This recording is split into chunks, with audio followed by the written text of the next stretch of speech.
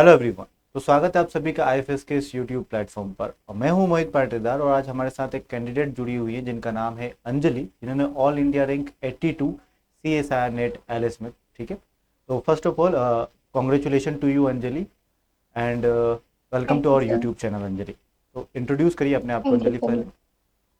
पहले। So my name is Anjali and I'm from Kaithal, Haryana. I have done my graduation from Kurukshetra University and currently I am doing a Master of Science in Zoology from Department of Zoology, Kurukshetra University. Okay okay Anjali, तो आपने MSc के दौरान ही आप last sem में right MSc के? Yes, sir. Okay okay. तो during a master आपने सीएसआई नेट को क्वालिफाई किया, well done, congratulation Anjali once again. क्योंकि मास्टर Thank के you, sir. साथ मास्टर करते करते आप सीएसआई नेट को क्वालिफाई कर ले, इससे बेस्ट क्या होता है। ओके अंजलि, तो फॉर द फर्स्ट टाइम आपको सीएसआई नेट के बारे में कब पता चला? सर जब मैंने एमएससी में एडमिशन लिया था तो फर्स्ट डे ही हमें बता दिया गया था कि अगर आपको प्रोफेसर बनना है या फिर पीएचडी में एडमिशन लेना है तो आपको सीएसआईआर का एग्जाम क्वालिफाई ही करना पड़ेगा। तो उसमें एलएस होता है और जेआरएफ होता है। अगर आप एलएस क्वालिफाई करते हैं तो फिर आप असिस्टेंट प्रोफेसर के लिए एलिजिबल होते हैं। और अगर आप जेआरएफ निकालते हैं तो फिर आप पीएचडी में विद फेलोशिप कर सकते हैं। तो हमें फर्स्ट डे से ही पता चल गया था कि हमें ये एग्जाम करना है।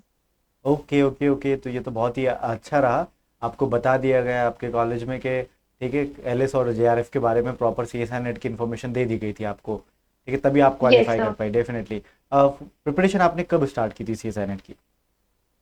प्रिपरेशन तो ड्यूरिंग एमएससी चल ही रही थी, लेकिन जैसे फर्स्ट ईयर कंप्लीट होता है तो आपके पास 2 महीने फ्री होते हैं जी। नेक्स्ट ईयर का शुरू होने जी। में। तो उस दौरान हम या तो इंटर्नशिप कर सकते हैं या फिर अपना कुछ कर सकते हैं।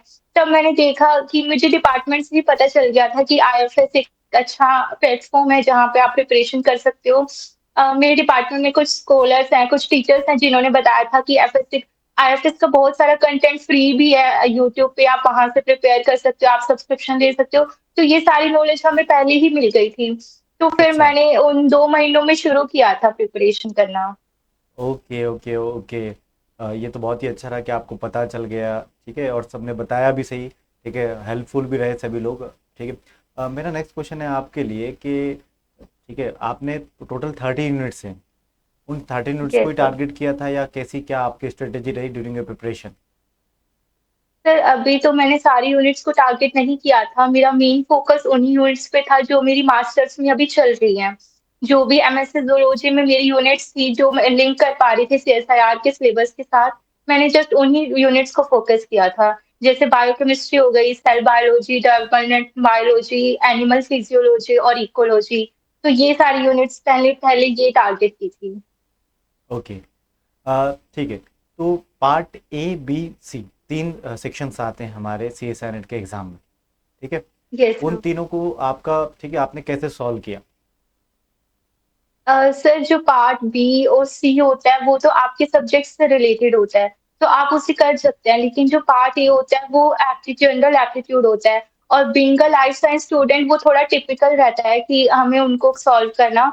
तो मैंने उसके लिए यूट्यूब पे जो भी सर लेक्चर्स देते थे तो मैं वहां से अटेंड करती थी। और कभी कभी अगर मैं लेक्चर नहीं पे अटेंड कर पाती थी जो 5 बजे जनरली होते थे, क्योंकि मैं डिपार्टमेंट में 9 to 5 रहती हूँ एमएससी में, ओके। तो मेरे पास इतना टाइम नहीं होता था कि मैं लाइव अटेंड कर सकूं। तो मैं क्या करती थी कि उन्हीं लेक्चर्स की जो पीडीएफ होती थी वो आईएफएस ऐप पे अवेलेबल होती थी, तो मैं वहां से उसको रिवाइज कर लेती थी। ओके ओके ओके, ये तो बहुत ही अच्छा रहा, आपको सब कुछ पता भी था, पहले से बता के भी रखा था कि ठीक है, एक प्लेटफॉर्म है उसकी, इवन ये भी पता था कि पीडीएफ कहाँ मिल रही है। ठीक है, तो यस आप सर, मतलब वो डेडिकेट। सर केसी सर और प्रांशु सर बताते ही रहते थे कि अभी हाँ। अपलोड हो जाएगी शाम तक। तो फिर वहां से प्रिपेयर हो जाता हाँ, था। क्योंकि डेडिकेशन के साथ हम पढ़ेंगे तो डेफिनेटली ठीक है, चीज़ें मिलती ही रहती है और हमें पता भी चलता है, और आपने कंसिस्टेंसी के साथ रहा, पढ़ाई भी की है डेफिनेटली। यस मेरा सर। नेक्स्ट क्वेश्चन है कि टोटल 30 यूनिट्स आपने मुझे बताया कि तो which one is the difficult one for you, आपके अकॉर्डिंगली अपना सबसे पर्सनल ज्यादा एक्सपीरियंस तो बताइए। सर जो भी मेरी जूलॉजी की यूनिट्स थी जो मैंने टारगेट की वो तो मुझे कोई भी डिफिकल्ट नहीं लगती है। अपार्ट फ्रॉम दैट जो मेथड्स इन बायोलॉजी है या फिर अप्लाइड साइंसेस की जो यूनिट्स है वो क्वेश्चन थोड़े से ट्रिकी होते हैं। हाँ हाँ। बस उसमें थोड़ा सा डिफिकल्टी रहता है। तो उसके साथ कैसे डील किया आपने फिर? सर एक्चुअली मैंने ना उनको एज अ सच टारगेट नहीं किया था, मैंने इनफेक्ट उनको ज्यादा भी नहीं पढ़ा था। मैंने जस्ट यूट्यूब पे जो एग्जाम मैपिंग सीरीज आती थी, तो उसमें मेन मेन कॉन्सेप्ट्स को वो रिवाइज करा देते थे। तो वो सारे कॉन्सेप्ट्स महाकुंभ वाली सीरीज में भी मैंने क्लियर करे, तो हाँ जो हाँ। इम्पोर्टेंट पार्ट था वो कवर होता रहा था। तो एग्जाम्स में उन्हीं के बेस पे क्वेश्चंस थे, तो वो मैंने कर लिए थे फिर। ओके ओके ओके, अच्छा लगा ये सुनकर। और कुछ ऐसी कुछ बातें, या फिर आप पहले तो ये बताइए कि कोई स्ट्रगल आपको फेस करना पड़ा हो ड्यूरिंग प्रिपरेशन, क्योंकि कई लोगों को टाइम को लेके इशू होता है, तो किसी एस्पिरेंट को ठीक है अपने पर्सनल इश्यूज होते हैं, तो ऐसा कोई स्ट्रगल आपने फेस किया हो और उसके साथ कैसे डील किया आपने?